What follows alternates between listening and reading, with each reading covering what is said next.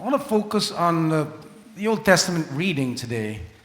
After the reading, we respond, thanks be to God, right? The reader would conclude by saying here as the reading, the word of the Lord, and then we say, thanks be to God. But in the Old Testament reading, God, imagine this, God commanded the king of his people, the leader of God's people, he commanded him to destroy their enemies, the Amalekites, destroy them, utterly destroy them, and kill man, woman, child, old, young, male, female, even their animals. God told them to kill everyone. Can you imagine a God like that? If we have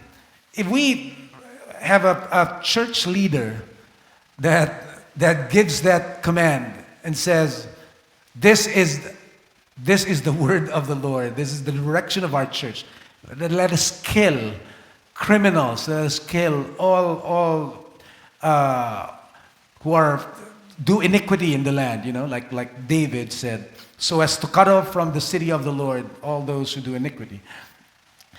Will we say amen to that? Will we say thanks be to God for his word? No, we must understand what God is saying here. See, the Bible is a library. Okay, it's a library of books with different genres. You walk into a library and you just randomly pick a book, and you happen to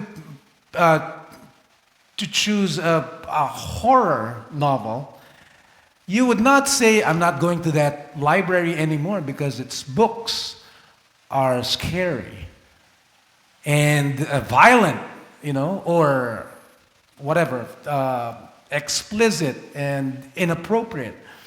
Well, understand that the library contains different categories of books.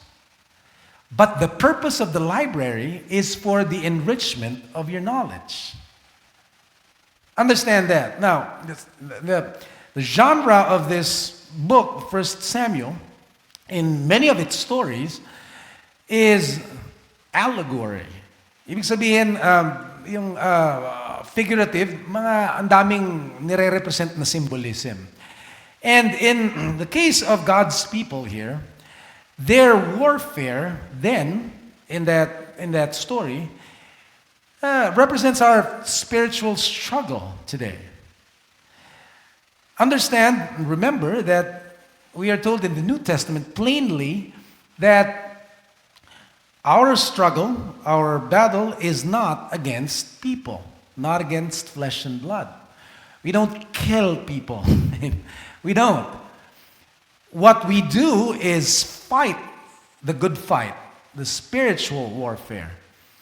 And so we look at that story and see the enemies of Israel, the Amalekites, as anything that would be a threat to our spiritual life, to our relationship with God and with each other. Anything, sin, that's the enemy, sin, because it brings death, right? It results in death. It's the sting of death. We must totally eradicate sin. We compromise, sin will grow back and haunt us and would attempt to do its work again of destroying the life God gave us. It's, for example, like this. Two people get married, and in their vows, let's say the male, the groom, has a history of being a philanderer, being a playboy, and so he vows to his wife, from now on, instead of dating women randomly every week, I will just do that once a month. Because I love you and I'm going to get married to you, so that's my commitment. Does that make sense? No, no. You utterly destroy that which destroys your spiritual life. That's the enemy. Understand who the true enemy is. Or we cannot say, well, I lie, I cheat, regularly every day, but from now on, after going to confession, I vow to just do it, once in a while, whenever I feel like it. That's not the point. The point is we utterly destroy the enemy. Again, like we always say here, it's for our good. God is portrayed in the story as being displeased. You offended me. You did not obey my voice. Well, God's purpose is for us to have always that fullness of life.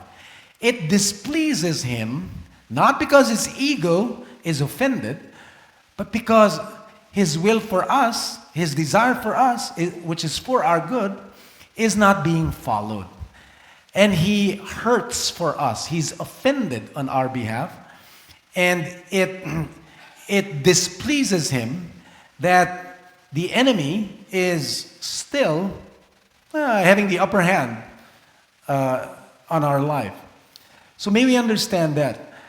Sin is that which destroys us. That's why God hates sin. He doesn't want us to be destroyed by it. He wants us to live His life free so that we can worship Him. This is the prophecy of Zechariah, the father of John the Baptist. The will of God is that we, being delivered, being freed from our enemies, might be able to worship Him without fear, with peace. That's what we were talking about yesterday as Jesus invites people to come to Him, learn from Him, to be victorious over our enemies and in our spiritual battle. And then we can find peace, we can find rest, we can find the abundant life, the fullness of life that God has always willed for us out of His love. That's the heart of God. And that's the way it is in the kingdom of our God.